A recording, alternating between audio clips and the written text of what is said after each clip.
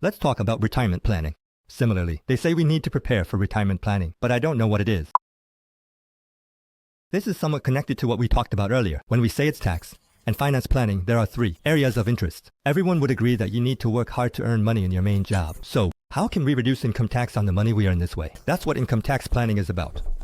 It's the first important aspect of tax planning. And then, how can I transfer my assets to the next generation in the way I want? Whether it's through lifetime gifting or posthumous inheritance. That's called gift and estate planning. And then, also, the last of the 3 concerns in tax and financial planning is the money earned through hard work, creating a cash flow that allows me to maintain my quality of life, even without working. How can I generate passive income? This is another concern, and it's called retirement planning. And what we will discuss now is about retirement planning. Earn well and spend well. Ultimately, what that means is, I will create a cash flow that allows me to maintain my quality of life. And this cash flow means creating a situation where I can be at ease without having to work or being affected by any circumstances. That's what retirement cash flow is.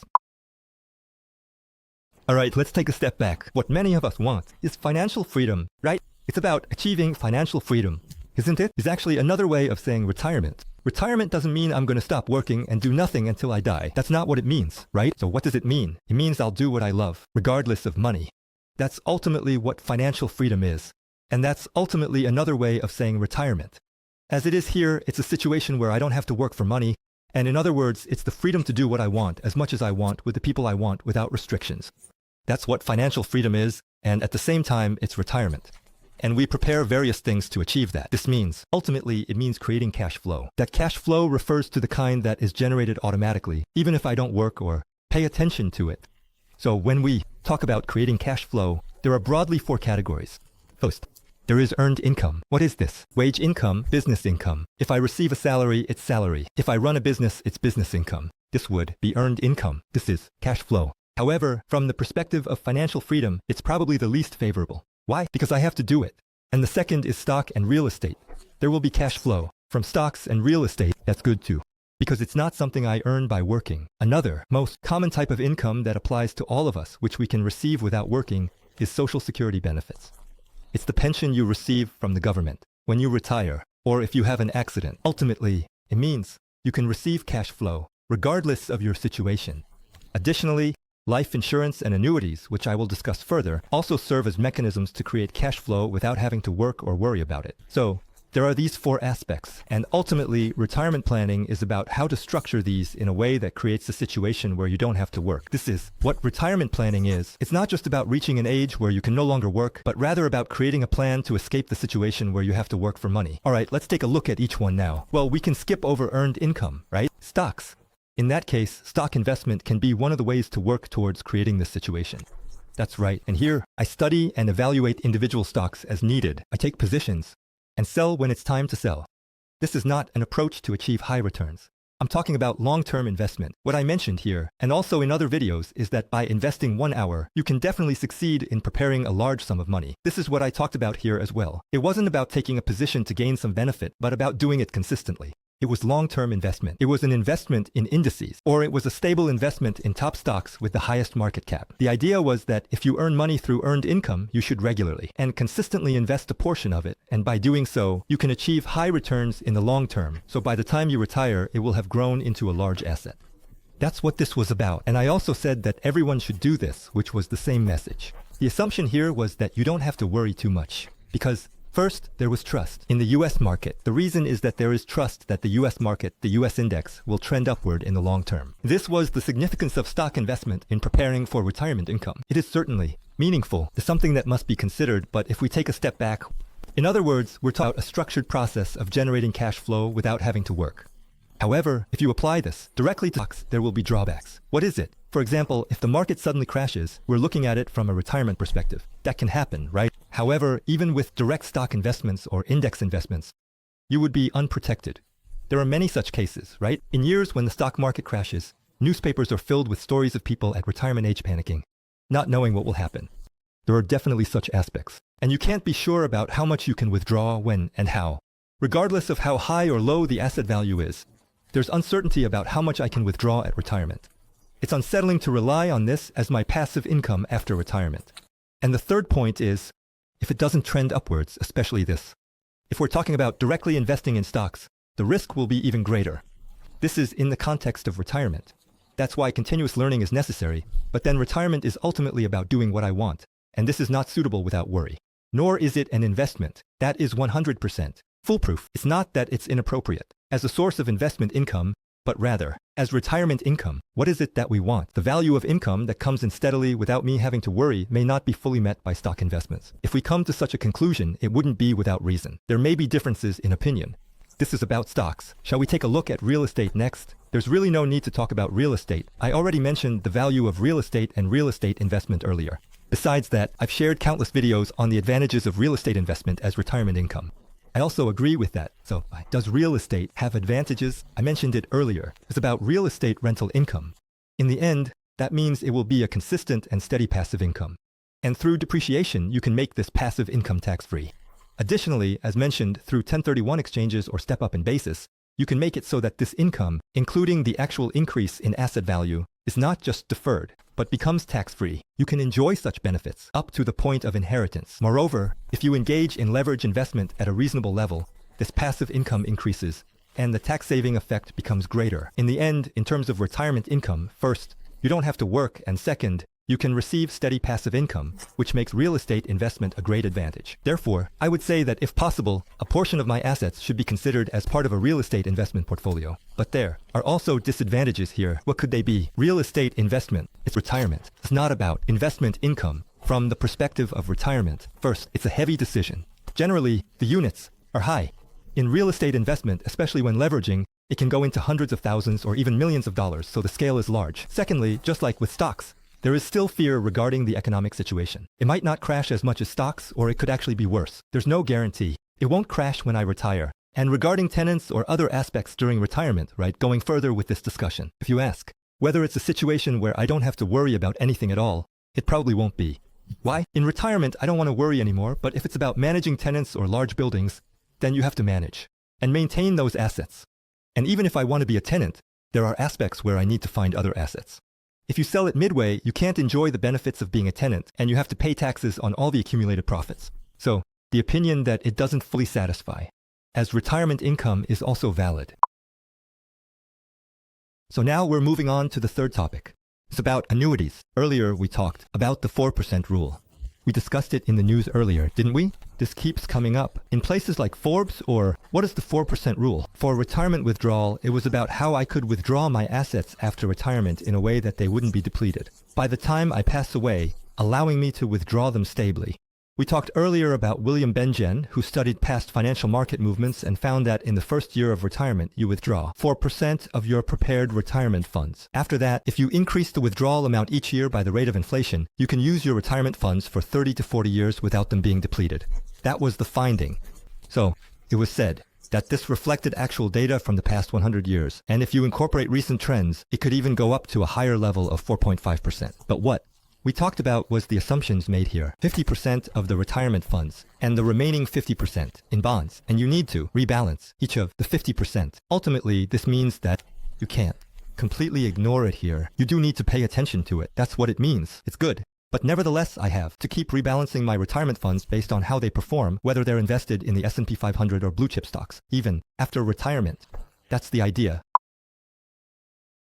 Now, in this context, if it can provide a steady lifetime income for me, my spouse until we die, and ensure a guaranteed cash flow until death under any circumstances, and if this amount is guaranteed to be higher than the 4% rule, we could say that it has its own utility. That's the explanation of the characteristics of the annuity I'm trying to present. This might not be the best option, but nevertheless, it holds value in preparing for retirement. That's what I'm saying. In this case, this person is 56 years old. At 56, they invested $100,000. This is the first year. Then this asset, if you look at this chart, it grows at 7% to 7.2% over 10 years. It's compound interest. It's tax-free. Growing at 7.2% over 10 years, the $100,000 becomes a little over $200,000 after 10 years. There's the rule of 72, right?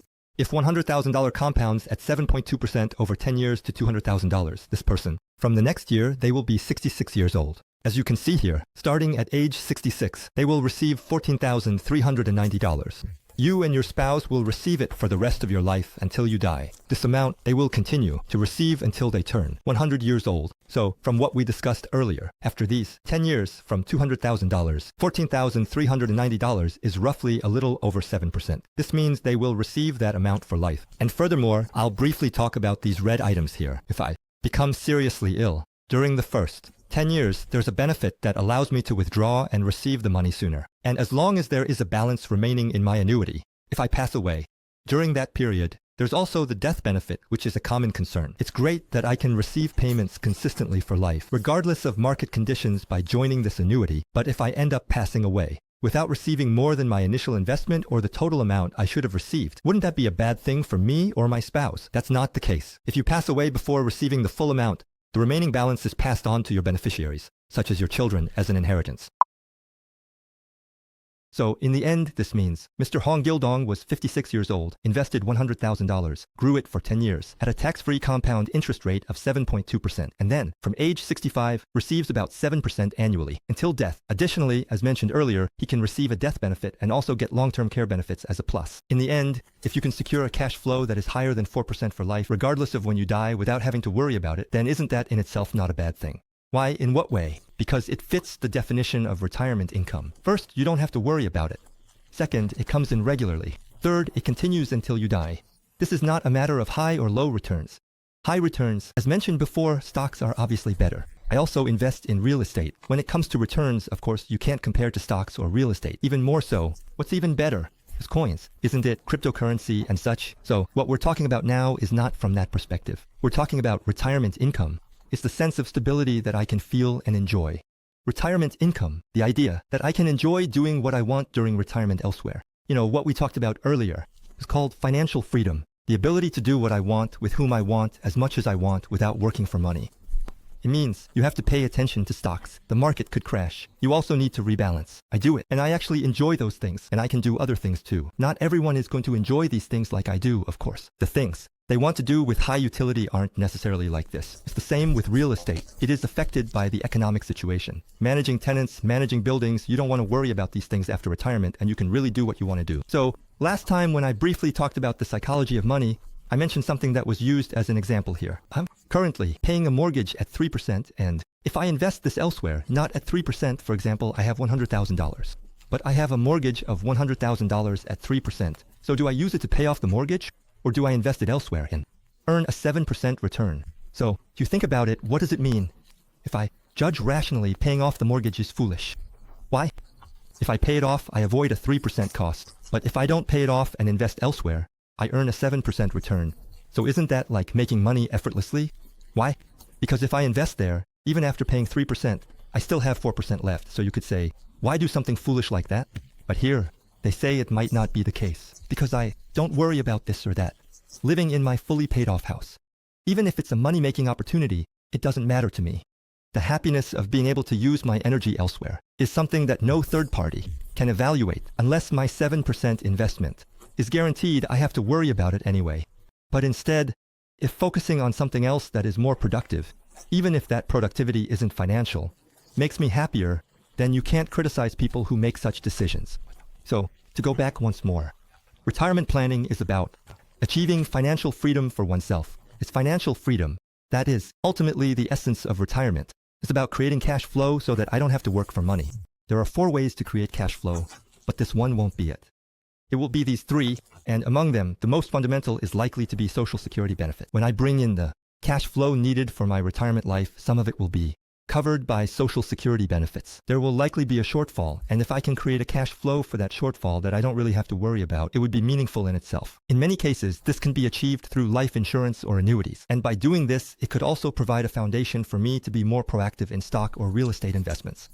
Ultimately, when I say I have a lot of wealth, and I consider where to invest these assets, I would naturally create a portfolio. And of course, the proportion of stocks and real estate would increase, or I could make more aggressive investments. However, it makes sense to invest a portion of the assets to secure the necessary level of cash flow to maintain my quality of life. I would agree with that. That was the content about it. That's it for now. Lastly, there was this video in the comments of the video titled Lesson 298, Better Retirement Preparation Than 4%. This person was mentioned, so I included it. But let's take a look. I'm planning to retire in about 2 years and have been considering various options. I've had a lot of worries about my 401k over the 40 years of working. Having a lot of worries probably means experiencing the ups and downs of stock investments. So after retirement, I don't want to worry about this anymore. So looking at it with the 4% rule, if you receive a fixed amount for about 25 or 30 years, for example, if you have 1.2 million, 4% of that would be 48,000 each year. You would take that amount, but currently the company offering the 401k provides an annuity option. And when I calculated it, the same amount as a lifetime annuity means you would receive it for life. Then they said you would receive $74,500 each year. It's much more than 4%. The limitation here is inflation is not taken into account. You can think of it as having a buffer. Therefore, I think this option is better. Not only is the amount received larger, but the plan offering this amount is a joint life annuity, as I mentioned earlier. If both are spouses, the surviving spouse can continue to receive 100% until they pass away. And for 20 years, there's a guarantee that if you die before 20 years, the remaining period can be given to your children. Today, since I'm covering additional content, I didn't mention it there, but generally, all these things are guaranteed. So in conclusion, for someone who really doesn't want to worry about things like 401k or retirement, this is a really good option for us. That's the point. It's a hassle-free method. So coincidentally, there was a comment from this person, and I thought that if I talked about this, it could probably be used in the overall context, so I brought it up together. This was the discussion on retirement planning up to this point.